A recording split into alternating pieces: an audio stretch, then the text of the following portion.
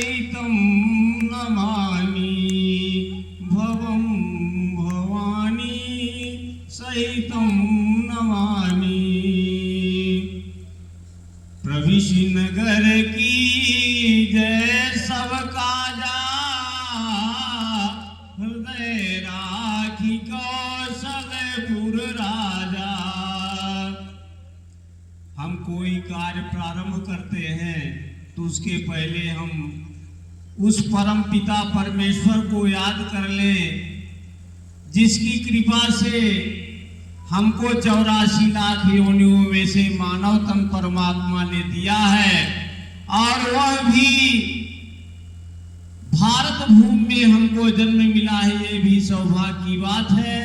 जो भारत भूमि विश्व के गुरु के रूप में जानी जाती है, और आज भी हम लोग जब पूजा अर्चना करते हैं तो सर्वे भवन्तु सुखिनः की गीत गाते हैं, विश्व के कल्याण की प्रार्थना करते हैं। आज भी वो हम परंपरा का निर्वहन कर रहे हैं। लेकिन बंधुओं, परमात्मा दिखता नहीं है लेकिन देखता सब रहता है, और हम जहां से आए हैं हमको वहीं जाना होगा। तो किस कार्य के लिए हमको परमात्मा ने भेजा है? वास्तव में हमारे देश में जो भारत विश्व का गुरु था, और आजादी के बाद जो तथाकथित आजादी आई और जितना नुकसान हमको उससे हुआ, वो शायद जो गुलामी काल में उतना नुकसान नहीं हुआ था। और जो विकास की बात होती है कि हम विकास कर रहे हैं, अगर चरित्र समाप्त हो गया तो विकास नहीं, हम विनाश की ओर जा रहे हैं। जिस 5 तत्व से हमारा शरीर बना हुआ है, क्षिति जल पावक गगन सरीला, उस 5 तत्व को जिससे हमारा जीवन चल रहा है उसको हम प्रदूषित करते जाते रहे हैं, तो आने वाली पीढ़ी का क्या होगा, इस पर चिंतन मनन करने की जरूरत है। हम लोगों का सौभाग्य है कि आजादी के पहले जितने क्रांतिकारी थे उनके बारे में हम सुनते रहे हैं, लेकिन हम लोगों को सौभाग्य है कि हम लोग आज उस मातृभूमि में आए हैं जहां की आजादी के बाद भी एक भारत माता का रत्न, जो वास्तव में भारत का रत्न था, वो स्वर्गीय राजीव दीक्षित, जिनको हम आज भारत रत्न की बात उन्हीं को करते हैं कि अगर आजादी के बाद कोई भारत रत्न है तो राजीव दीक्षित जी हैं। खुले रूप से मैं इसको स्वीकार करता हूँ। आज उनकी जन्मभूमि में उस माटी को हम नमन करते हैं। वहां आने का अवसर हमको परमात्मा ने दिया। बंधुओं, मेरे अंदर एक ज्वाला धधक रही है कि अगर स्वार्थी जीवन का लक्ष्य होता तो क्या लाखों लोग इस देश में बलिदान होते। नए नए बच्चे 18-20 साल के 25 साल के बच्चे बलिदान हो गए राष्ट्र के लिए, और आजादी के बाद क्या हो गया, क्या गड़बड़ी हो गई कि हमारे चंद्रशेखर आजाद, भगत सिंह पैदा नहीं हो रहे हैं। तो हमारे मन में आया कि ये भ्रष्ट सिस्टम है, इस भ्रष्ट सिस्टम को समाप्त करने के लिए किसी को चाणक्य बनना पड़ेगा, और ये हमारी भारत भूमि खाली नहीं है। हम ढूंढ रहे हैं ऐसे रत्नों को जो भगत सिंह है, चंद्रशेखर है, अशफाकुल्लाह खां है, लक्ष्मीबाई है।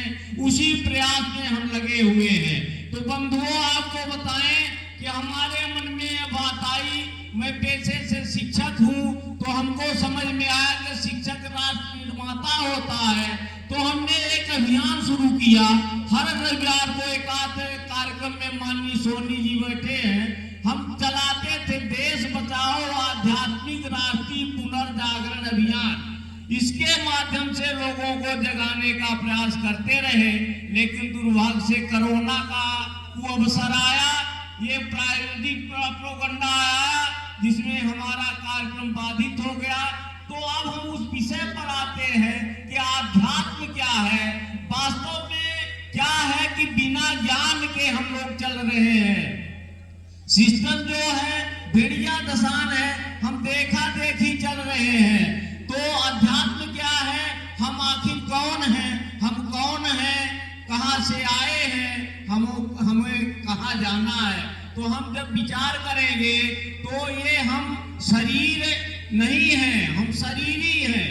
वास्तव में जीव जब आता है तो साथ में शरीर साथ रहता है, इसके पहले कोई नाम नहीं रहता। संसार में आने के बाद उसका नामकरण होता है, जाति बनती है।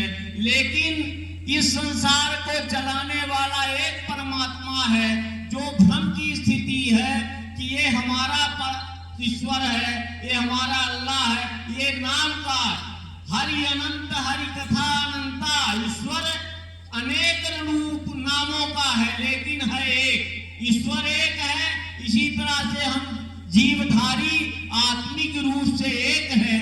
तो इस भ्रम में न पड़े। ये शरीर हमको साधन के लिए मिला हुआ है, इससे साधना करनी है। साधन धाम मोक्ष कर द्वारा जे न पाए परलोक समारा। तो हम शरीर साधन मिला हुआ है। ये शरीर के पहले हम कहाँ थे कुछ पता नहीं है, इसके बाद कहाँ जाएंगे तो कुछ पता नहीं है। तो इसलिए हम सब एक हैं। ये जो भ्रम है हिंदू मुस्लिम सिख ईसाई, ये संसारी बंटवारा है, वो भी सब ईश्वर का पैदा किया हुआ है। अगर ईश्वर के पैदा किए हुए किसी जीव को आप कष्ट पहुंचाएंगे तो आप चाहे गंगा नहाइए, चाहे कोई भी मंदिर मस्जिद जाइए, कोई फर्क नहीं पड़ेगा। आपको कर्मों का फल भोगना पड़ेगा। ईश्वर सर्वत्र है, हर व्यापक सर्वत्र समाना, प्रेम से प्रकट हो ही भगवाना। लेकिन दुर्भाग्य ये हो गया कि हमारे देश में स्वामी दयानंद सरस्वती आए, उन्होंने कहा कि मूर्ति पूजा से कोई मतलब नहीं है, भगवान तो सर्वत्र है। इसका उदाहरण आपको प्रहलाद से मिलता है कि उन्होंने कहा कि कण कण में भगवान है। तो भगवान कहाँ प्रकट, पत्थर में प्रकटा लिया। तो भगवान है कहाँ नहीं। इसीलिए लोग मंदिर मस्जिद तो जा रहे हैं, लेकिन जो भगवान जितने भी अवतार हुए, चाहे राम के हुए हो, चाहे कृष्ण के हुए हो, चाहे शंकर जी आए हो, सब लोगों ने आसुरी सत्ताओं का विरोध किया, धर्म की स्थापना की।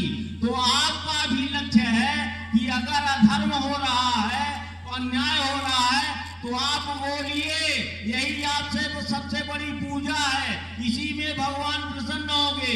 वहां जाते रहिए, चारों धाम जाते रहिए। अगर आपका मन निर्मल नहीं है, आप परोपकार नहीं कर रहे हैं। सारे वेद शास्त्र क्या कहते हैं, परोपकाराय पुण्याय पापाय परपीड़नम। परोपकार पुण्य, पाप और पुण्य का ये संसार है। तो इसीलिए क्या करना चाहिए, हमको क्या करना चाहिए, हमारे जो महापुरुष जो कर गए उसके लिए हमको जो अन्याय कर रहा है उस अन्याय को समाप्त करें। अन्याय सहकर चुप बैठ जाना यह महादुष्कर्म है। न्यायार्थी अपने बंधु को भी दंड देना धर्म है। ये गीता का उपदेश है, ये जो भगवान कृष्ण है उनका उपदेश है। लेकिन दुर्भाग्य से ये है कि हम गंगा नहाने चले जाते हैं, लेकिन जो असली हमारा धर्म है कि उस अन्याय का विरोध करें, हम देश में धर्म की स्थापना करें। आने वाली पीढ़ी, अगर पेट परिजन के लिए ही आप लगे हुए हैं तो आप में और पशु में कोई अंतर नहीं है। आप पशुओं से भी गए बीते हैं, क्योंकि रामचरितमानस कोई वेद शास्त्र पढ़िए, सब कहता परमार्थ करिए, परमार्थ करिए। ये जो सांसारिक रिश्ता है, मैं मेरे में फंसे हुए हो, पशुवत जीवन जी रहे हो, ये जीवन नहीं है। जीवन ये वो है जिसके अंदर जिंदा दिली हो, पुरुषार्थ हो। तो पुरुषार्थ कैसे आएगा, परमार्थ से आएगा। तो हमारा ये निवेदन है कि आप लोग ये जो स्वार्थ का काम कर रहे हो, तो मानव का काम है अपना हित और के हित का मेल मिलाने वाले। हम अपना भी हित देखिए और दूसरे का हित देखिए। अगर दूसरे का हित करके आप अपना हित कर रहे हो तो दीर्घ काल में आपका भारी नुकसान होगा। आपका मानव जीवन पाने का कोई अर्थ नहीं होगा अगर परोपकार नहीं कर रहे हैं।